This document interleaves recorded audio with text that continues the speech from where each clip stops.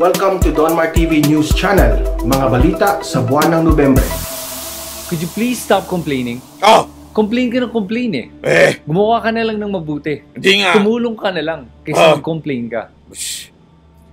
You're part of the problem because you're complaining. I've heard of all of these things already. Because I'm the type of person na pag may nakita akong mali, I will point it out. Ano daw? Sandali. Parang ang sinasabi mo pag nagko-complain, you're part of the problem. Parang ganyan, di ba? Ganyan. Okay. Sige. Tuloy natin. We live in a climate over the last 4 years na when you point out kung ano yung problema, in this case sa gobyerno, ikaw pa yung tinitira ng mga supporters ng gobyernong ito. Hindi naman ganun. Parang ang dating sa'yo, nilalahat mo naman masyado. Hindi naman lahat. Pag nagagalit sa inyo, huwag mo lahatin. Baka may mga naano lang dahil sa banat ninyo. Hindi dahil sa nagre-reklamo kayo, ha? Pambira. Na ikaw ang problema because you're complaining. Maling-mali na kagad na logic eh. Sinasabi mo na ikaw ang problema kasi ikaw nagre-reklamo ka. Diba? Yan ang sinasabi mo. Yan ang sinasabi mo na sinasabi ng mga Duterte supporter. Maliho yan. Papatunayan ko, ha? And then I thought about it. I thought about it. Parang ang datingan eh. Wow! Nag-iisip ako eh. Kuya naman. Dinadaan mo lang kami sa English eh. Para sabihin mo ang matalino eh. Ikaw naman It doesn't really bother me that much. But I thought... It doesn't bother me that much. Okay, well, fine. About what they were saying. The logic is so flawed. The logic is so flawed. You know, there's something like this, something like that. Boggles my mind. They're saying... Boggles. Google muna natin yung boggles na yan. Ano to? That the government, in this case, the government... Yes? ...is, let's say, screwing up. Or the government is not effective. Or the government is not efficient. Or the government is doing blatantly something that's morally wrong. Diyan tayo nagkakamali. Unang-una, okay? You're assuming na kaagad that there's something wrong with the government. Okay? Ina-assume mo na kaagad na you're seeing something wrong with the government. Yan ang problema natin ngayong mga Pilipino. Masyado tayong judgmental. Pag may nakita na tayo kaagad, sa tingin natin, may mali na kaagad ang gobyerno. Yun ang problema namin. Kaya kami nabibuisit, kami mga Duterte supporter o supporter ng gobyerno, ay ganito lang ho yan, ha? Paliwanag ko lang sa iyo, ha, maigi. Sa Tagalog, ipatranslate mo na lang sa mga friendship mo mga elitista. Ganito lang yan, ha? Pag may nakita kaming mali, pag may nakita kaming hindi maganda, iniisip muna namin bakit nangyari yan. Sino ba ang may problema dyan? Ha? Hindi kagad, mali to, sisi kagad sa gobyerno. Ito. Tandaan mo, maging gobyerno, may 3 branches yan ng, sa atin, legislative, executive, at saka judiciary. Ang problema kasi sa iba sa atin, pag tumingin kagad, lahat na lang kasalanan ni Duterte, doon kami naiinis. Ha? Hindi dahil sa nagre-reklamo kayo. Naiinis kami kasi hindi kayo marunong mag-isip. Yun ang problema. Basta lang kayo, sige, may nakita kayo mali. Mali na kagad to ni Duterte. Si Duterte na kagad. Anak ng tutsa naman, Hindi porket may nakita kang mali, si Duterte na kagad na may kasalanan. Okay? Tingnan mo muna. Pangalawa, okay? Iniisip mo kagad, pag kayo nakakita ng medyo sablay sa gobyerno, sisi na kaagad. Ito ang problema, pinagkaiba natin. Kaya kami nagagalit kasi reklamador kayo. Okay? Kami, pag nakakita kami ng mali, iniisip muna namin, sandali, baka naman may paliwanag dyan. Tingnan muna natin. Okay? Hindi kami blind supporter. Tinitingnan namin kung sino ba ang problema dyan. Halimbawa, pag may nakita kami sablay nitong tao na ito, sinasabi namin sablay itong tao nito. Halimbawa, si Sek Duque. Feeling namin may sablay siya sa part na itong ginawa niya. Yun ang binabanata namin. Hindi kagad, si Sek Duque, kasalanan ni Pangulong Duterte yan eh. Di ba? Galit kagad. Palitan na si Pangulong Duterte. Ganun kagad. Si Duterte na kagad. Diyan kami busit. Sa mga ganyang mabababaw ang pag-iisip. Play. Or the government doesn't know what they're doing. Okay? Na hindi sila ang problema. Ang problema ay yung nagko-complain o yung nagsasabi na, teka lang, may mali kang ginagawa. Tapos ako pa yung problema dahil sinabi ko may maling ginagawa ang gobyerno. Hindi. Ang problema talaga ho niyan ay ganito lang. Simpleng-simple lang, ha? Kapatid, simpleng-simple lang. Pag kami may nakita kaming problema, hindi namin nilalahat. Ikaw kasi pag may nakita ka, gobyerno ka agad. Mali ho yun. Ang laki-laki ng gobyerno eh. Tingnan mo muna. Hanapin mo, sino ba may problema dito? Okay? Pag nakita mo, okay, may problema. Ito pala yung problema. O, di banata natin yan. Correct natin yan. Alamin natin. Pero bago namin gawin yon, nire-research muna namin. Sandali, bakit ba may problema dyan? Kailan ba nangyari ang problema na yan? Okay? Anong panahon niya nangyari? Anong ginagawa ngayon? Anong resources ng gobyerno para solusyonan yung problema na yan? Kaya nga sinasabi ko sa yung pajulit-julit, mag-isip. Hindi yung basta, may makita ka, kasalanan ni Duterte ito. House Duterte, di ba? Yun yung nagagalit kami. We think, Brad, we think before we talk. At hindi nila lahat. Nagalit mo kagad ako. Make sense, ano? So, in other words... Make sense, ano? Hindi, it does make sense. Okay? Na minsan, libre lang ang mag-isip. Libre lang ang umintindi. Libre lang din ang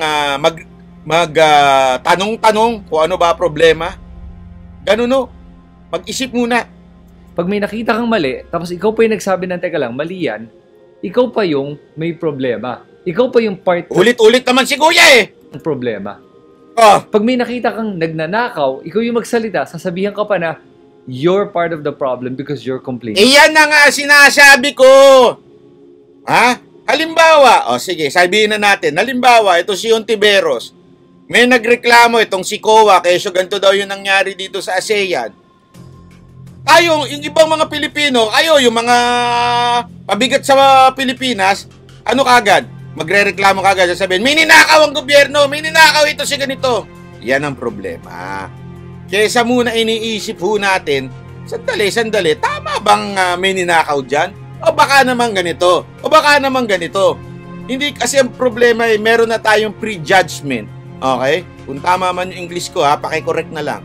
Prejudgment, bago mo pa ni-research ko ano talaga yung nangyayari. Bago mo pa inalam, bakit ba ganito ito? Bakit ba ganito ginastos? Halimbawa, di ba itong reklamo ninyo sa Dolomites na yan? Siyempre, nakita nyo sa media, 300 million plus, 300 million, paulit-ulit 300 million. React ka kagad, tingnan mo na, magnanakaw ang gobyerno. Ganyan kagad tayo mag-react, di ba? Hindi muna natin tinitingnan, sandali. Tama ba na 300 million talaga ang binili ng Dolomite? Hindi. Okay? Yung sinasabing 300 million plus na yon, ay sa buong Baywalk na yon, buong Manila Bay na yon. Mali, hindi pala Baywalk, buong Manila Bay na yon. Hindi lang yung sa Dolomites. Kasi nga, ang tawag namin doon, nag-iisip muna bago naniniwala. Hindi kami gullible. Hindi kami gullible na pag kami nakitang nireport yung media, may problema na kagad. Hindi. Isip ka muna. Tama ba yung sinabi ng media? Ulit-ulit na sinasabi na hindi nga yung 300 million dun sa Dolomite. Ano yun? Yung Sadlan, 300 million? Ano pa to? Bobobohan na naman tayo 300 million yung buong Manila Bay na yun. Hindi mo naisip yun, ano? Kasi nga, may prejudgment ka na kagad. Nako! Nagnakaw na ang gobyerno! Ganyan ang problema. Pag may nakita kang hindi efficient or effective use of funds or government funds or kapalpakan, ikaw pa ang problema for bringing it up. Then I realize who the real problem is. The person that tells all the people to shut up, you're the problem. Because of you, people in power that are not doing their job, that are not effective, or that are morally bankrupt, or are doing something illegal, are getting away with it because you accept it. Sandali, Brad. Nilalahat mo na naman Kung meron mga nag-comment sa mga post ninyo na sinasabing shut up, hindi ibig sabihin it represents entire Duterte supporter. Okay?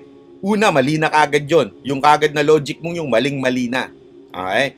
Ito pa, ang lagi ko nga pinaulit-ulit na sinasabi, okay? Malaya kang magsalita, pero sana naman mag-isip muna at mag-research muna bago magsalita. Doon kami nabibuisit. Bakit? Pambihira, ang bilis nyong maniwala. May nag-post lang, asan si Duterte, asan si Duterte. Feeling nyo nawawala na kaagad yung tao. Sandali, isipin nyo muna. Si Duterte ba kailangan pumunta dun sa isang lugar para masolusyonan ng problema? Tandaan mo, ang bagyo, hindi lang naman sa isang lugar yan. Sa iba't ibang lugar merong bagyo na ganap, merong pagsakunang na ganap, may bahang na ganap. So kung si Pangulong Duterte mag-spend lang ng entire day dun sa isang lugar na yon, walang maka-accomplish yan. Paano na yung ibang lugar? O di ba mabibuisit din naman yung iba. So kailangan dun siya sa headquarters, siya numamando. Hindi natin iniisip yan eh. Bakit nga? Prejudice na agad tayo. Meron na agad tayong isip na hindi, si Duterte natutulog. Bakit? Naniwala tayo eh. Si Duterte natutulog. Si Duterte natutulog. Oh, nasaan ang Pangulo? Nasaan ang Pangulo? Oh, sasabayan pa ng isang epal na vice presidente na punta ng punta. Akala mo naman ang daming natutulungan. Oh, naniwala tayo. Oh, tinan mo na si Robredo, kinumandoan yung AFP, pambihira. Bago pa nagsalita yan si Robredo, bago pa bumuka ang bibig niyan, bago pa nag-isip yan, yung mga sundalo natin naandun na sa lugar na yun. Nagre-rescue na sila pagtapos ng bagyo. Pambihira. Di kasi kayo nag-iisip eh. Diyan kami naiinis. Do your research.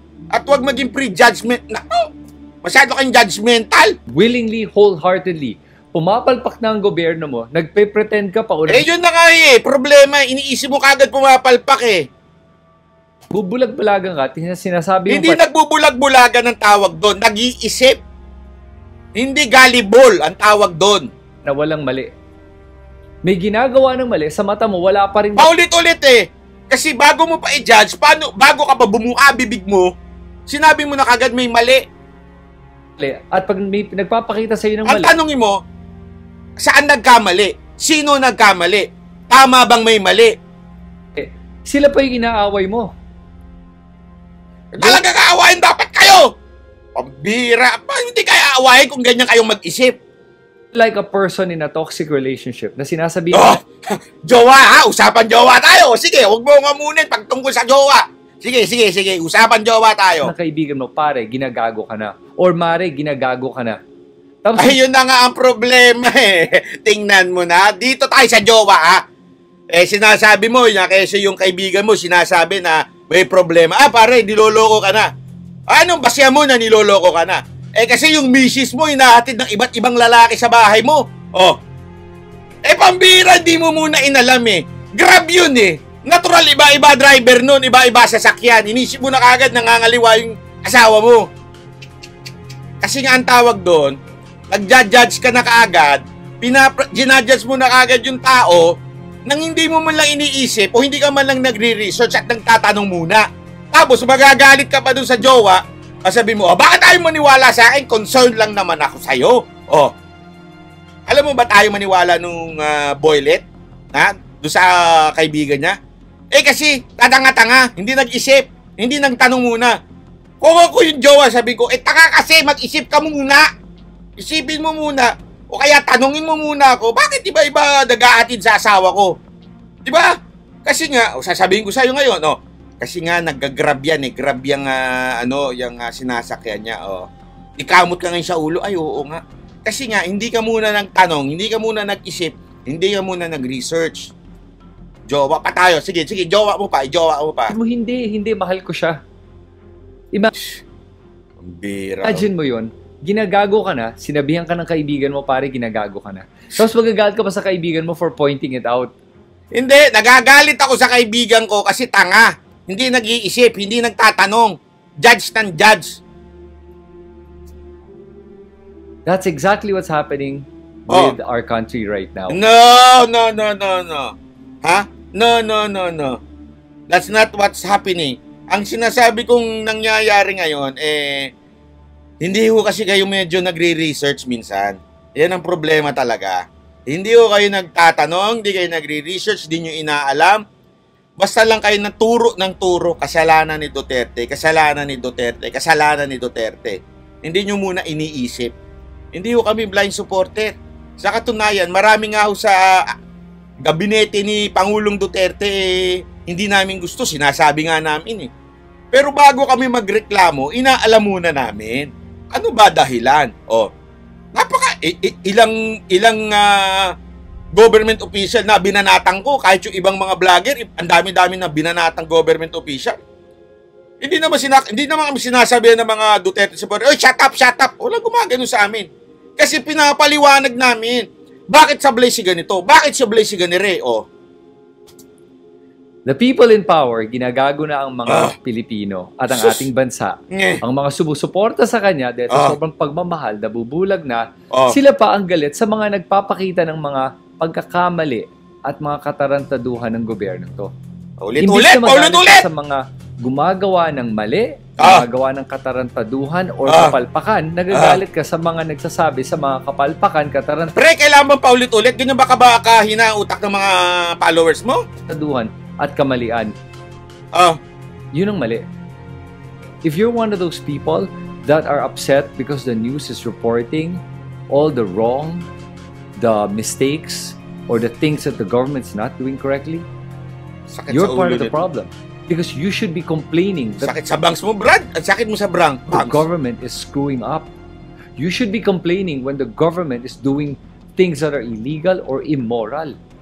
Imbis na magalit ka sa gobyerno, nagagalit ka pa sa media? O sa mga... Hi! Excuse me! Nagagalit kami kasi sa media kasi mali-mali ang nire-report. Yun ang kinagagalitan namin. Ang bihira, paulit-ulit yung fake news eh. Paano hindi kami magagalit? Alam namin fake news eh. Kasi nagre-research kami, nakikita namin yung mga ahensya ng gobyerno kung ano yung nire-report nila. Alam mo, ito na nga lang problema kasi sa inyo eh. Ang problema kasi sa inyo, nakadepende kayo sa reporting and research ng ibang tao, which is, in this case, yung mga media. Hindi kayo marunong magsariling research ninyo. Pagbihira. Ibang tao na nagsasabi ng mali na to, you're part of the problem. No. You are the problem, my Brad, ha? Munti ka kung tawagin my dear. You're the real problem. You're the reason why we're in this shit. Sorry, Brad. Ha? We are in this shit na sinasabi mo, it's because of the pandemic, which is worldwide.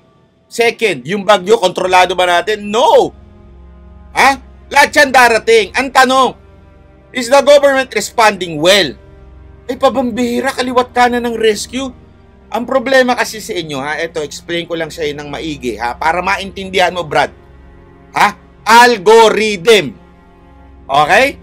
Kung sino lang yung pinaniniwalaan mo, kung sino lang yung pinapalo mo, yun lang ang lumalabas sa newsfeed mo. Kaya feeling mo minsan, tama na kayong lahat. Feeling mo, kayo naniniwala kayo, hindi. Ang problema kasi sa inyo, sana man lang, ha? Sinusubukan ninyong i-research yung mga hindi pinalalabas ng media. Ang problema kasi, nagpapaniwala kaagad kayo.